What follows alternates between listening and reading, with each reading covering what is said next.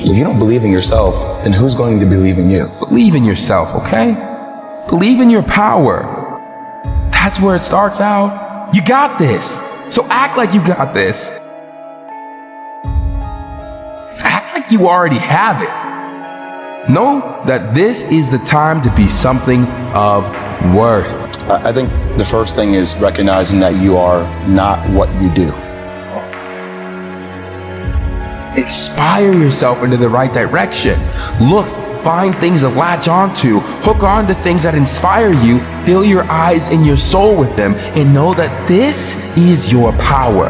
This is the advantage you have over everyone else. You fill yourself up with things that inspire you and fuel you day after day after day. Being around people that inspired me, not by their words, but more so by their actions. I hear a lot of people talk every single day. And I was one of these guys. And I started not to listen to what people said, but started to watch how people acted and how they interacted with other people.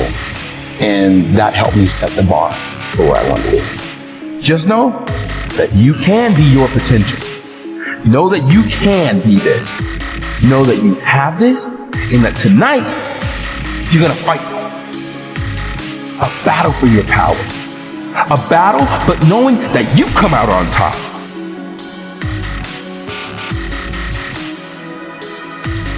This is what it's all about, you know? And I used to say it all the time, why me, why me, why me? And all of a sudden that conversation changed to, yeah, like why not me?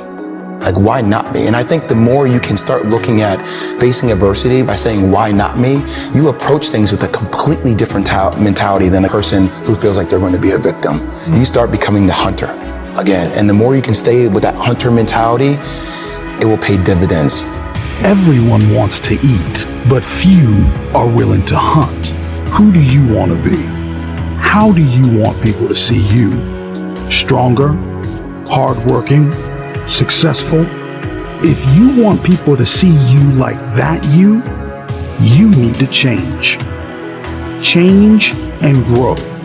Strengthen yourself. Build up your potential. Construct your future. Who are you going to be? Are you going to be that person that wallows in their self-pity? Or are you going to be that person that says, you know what, okay, I did this wrong, I did that wrong, but how can I be better? And I think that's what I talk about, that relentless mentality to want to be better at just life in general. And that you have to find balance in life, right? So there are going to be times where your journey is going to be down here and it's going to be tough.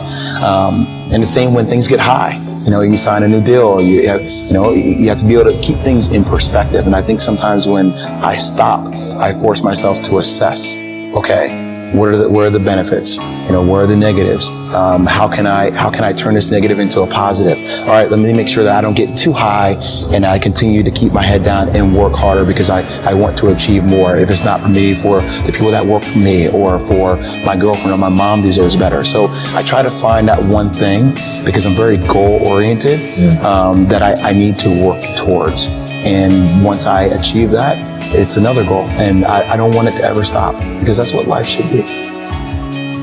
Be selfish and take control of your life. Take control of your abilities. Take control of your potential. Don't waste any more time. Take courage to provide for yourself. To provide your potential, grasp it. No longer will you be afraid to make it, to change it. No one else is living your life. Take control. Practice. Patience. Progress. Take yourself through the barrier.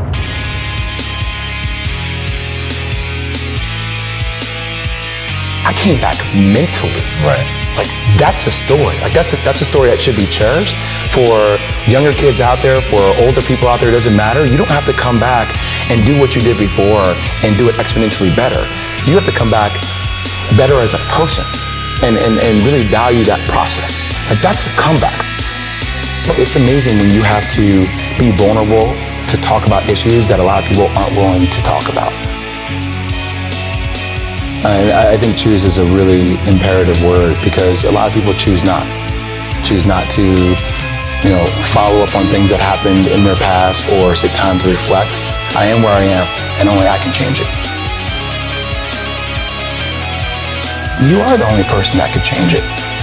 At the end of the day, people can want to help you as much as they want to help you. And I don't think complaining is the answer either. I think vulnerability and talking to people about what's actually going on in your life gets them invested in you. And the more you listen to them, gets them invested, you invest it back in them. And that's when a bond is formed. But that person can only take you so far. You have to want to take yourself to a different place. And if you don't have that, then you're going to stay stuck. And a lot of people choose to stay stuck. And we see it every single day. And you have to be vulnerable enough with yourself to accept the fact that it happened. Bad stuff happens to everybody. You have to drive your own car. And if you don't drive it, somebody else is going to drive it for you. And that other person is driving it. It may not be a person. It may be a darkness, that entity that we talked about, that is easy to get lost and consumed in. You have the power to become someone that even the deepest part of you trusts, someone you trust to succeed. Become the person that you know you can be. Stand up for your future, for your power, and for you to be something full of the worth that is in you. We spend so much time talking to other people and giving other people advice on what they need to do in their life. And sometimes you need to sit down and give yourself advice on what's best for you.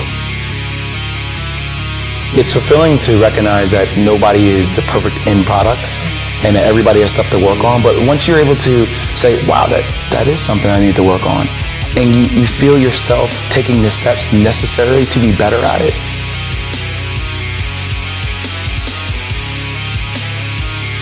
Don't do something, you do something because you have to do it. Do something to take a step out of the line. Move away from the ordinary. Don't stop because of failures. Don't quit because it is getting hard. Success comes at a price, and you must be willing to pay it. This storm will pass, and when it does, if you are still standing, you will be stronger for it. Don't quit. You are already hurting. Why stop now? You have already come this far. Why give in when it gets hard? Why? Don't say, why me? Say, try me. It's not always going to be easy. There are going to be challenges. There's still going to be curveballs thrown at me. But I can't become introverted. I have to continue to get outside myself, because when you're uncomfortable, that's the only way you're going to grow.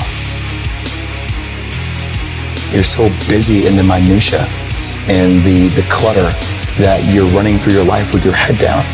And it was the first time I had to sit and evaluate. And that process within itself is rewarding, peaceful to my soul and my spirit, but still drives me, because I still know I have such a long way to go, and I have to continue the process and never stop. You want the hard times. You want the pain. You want resistance, because if there is resistance, you are growing, you are developing. Stop wishing it was easier. Wish you were better. And as I'm walking onto the court, who do I see? I see Kobe Bryant, already working out. And I'm like, okay, it's kind of cool. It's Kobe. What's up, Kobe? And so I put my sneakers on. And do you ever get lost in what you do, where you end up like, wait, it's been an hour and a half? Like I'm here, I'm in it. So once I set my foot across that line, I started working out. And so I worked out for a good hour and a half. And when I came off, after I was done, I sat down, and of course I still hear the ball bouncing. I look down, I'm like, this guy's still working out. So he was working out, like, it looks like he was in a dead sweat when I got here, and he's still going. And it's not like his moves are nonchalant or lazy. He's doing like game moves, I sit there and I unlace my shoes. I'm like, I want to see how long this goes. So I sit out there and watch another 25 minutes. And he got done. I said, okay, I think I've seen enough. Go play, come back, get in the sauna, get ready for the game. That game, he drops 40 on us, okay? And after the game is over, I'm like, I have to ask this guy. Like, I have to understand, like, why he works like that. Right. So after the game is over, I'm like, hey, Kobe, like, why were you in the gym for so long? He's like, because I saw you come in, and I wanted you to know that it doesn't matter how hard you work, that I'm willing to work harder than you. Wow. And he's like, there's nothing wrong with that. Like, I'm not saying I dislike you as a person. you inspire me to be better. Right. And it was the first time I started to see this level of competitiveness where I said, I need to start doing more. Right. Wow. If you think you are the only guy doing an extra hour after practice, you are wrong. When you are doing an extra hour, there is a guy doing an extra 2 hours.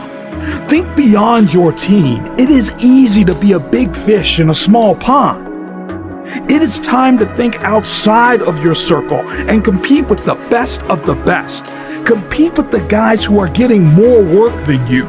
You can convince yourself you work hard when you compare yourself to someone in class or someone on the team or your brother or your sister. But how does your work ethic look when you compare yourself to a Kobe Bryant or a Michael Jordan?